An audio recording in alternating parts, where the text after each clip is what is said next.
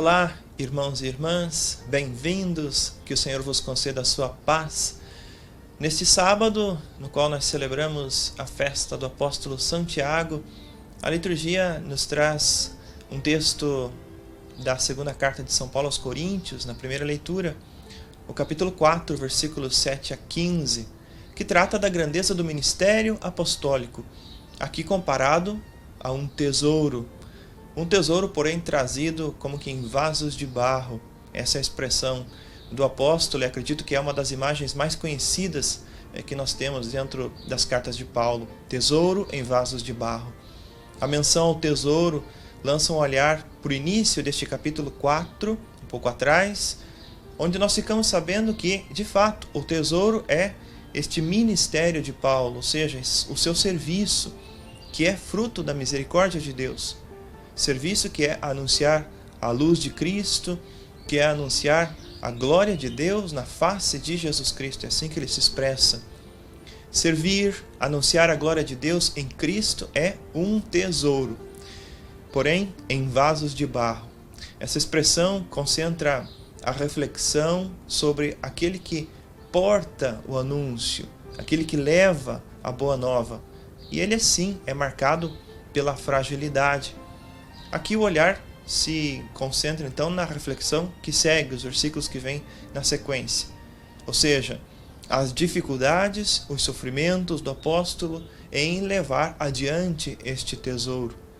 Paulo deixa claro, logo de início, que a superabundância do poder é de Deus e não é nossa, revelando assim o contraste que é fundamental com a fraqueza do instrumento do qual Deus se serve neste anúncio.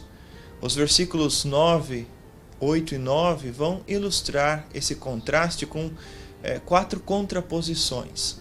Paulo vai se expressar assim: afligidos, mas não vencidos, em apuros, mas não desesperados, perseguidos, mas não abandonados, derrubados, mas não aniquilados.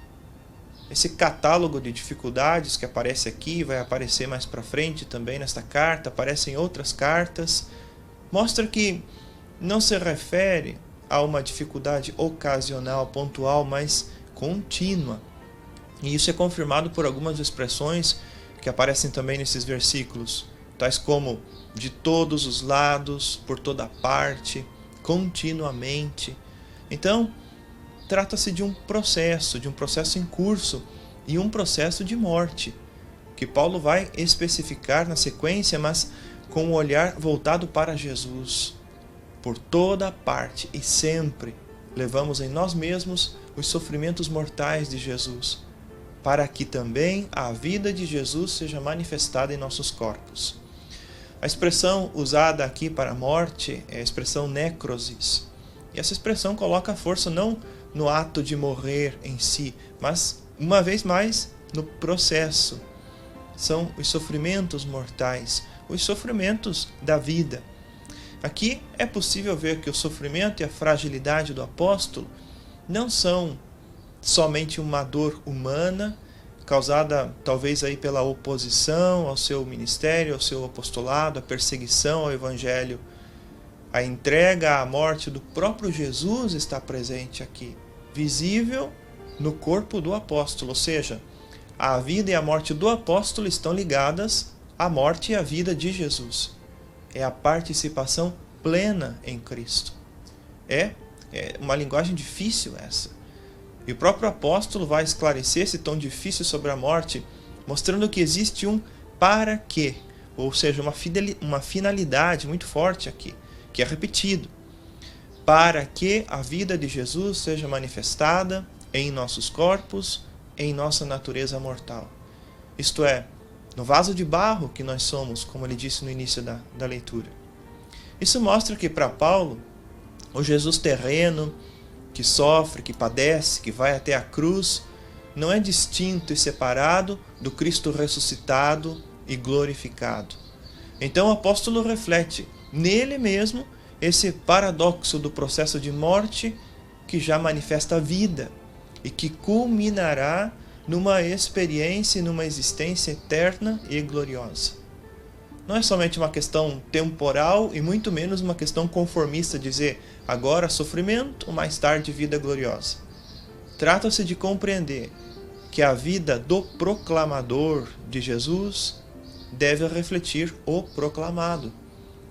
A vida de Jesus é manifestada no corpo mortal do anunciador, no meio do seu labor, das suas fadigas, dos seus sofrimentos, das suas dificuldades, da sua perseguição, da sua fraqueza, enfim, aí se manifesta justamente o poder e a força de Deus. O fundamento está nessa íntima união do apóstolo com Cristo, unidade que é percebida na salvação que realiza Jesus no alto da cruz, unidade dada através da fé. E Paulo vai dizer aqui, eu creio e por isso falei, citando aí o Salmo 115, unidade apropriada pelo fiel desde o batismo, desenvolvida na vida cristã, contemplando um caminho até a esperança futura. E ainda, a gente pode perceber nessa leitura que a caridade de Paulo é grande, pois ele vê os seus esforços numa perspectiva de anúncio, sabendo que estes produzem fruto. E ele vai dizer, a vida age em vocês. Tudo isso é por causa de vocês. Está aí expresso no versículo 15. Irmãos, todos nós já nascemos de alguma maneira morrendo. Mas essa passagem nos ajuda a perceber a imensidão de sentido que existe na vida. A experiência do poder de Deus na nossa fraqueza. Carregamos de fato um tesouro em vasos de barro. Nos entregamos, sim, a um processo de morte, mas em união íntima com Jesus. Nos esforçamos por amor aos demais, contemplando a vida que se manifesta. A vida de ressuscitados, essa glória presente, já nos projeta para a plenitude desse processo. E a perspectiva final, como é apontado aqui por Paulo, é a ação de graças para a glória de Deus. Que São Tiago, que nós celebramos hoje, esse protomártir entre os apóstolos, que também testemunhou a sua fé e experimentou tudo isso na sua caminhada, que ele nos inspire nesse caminho de morte e vida com Jesus. Paz e bem.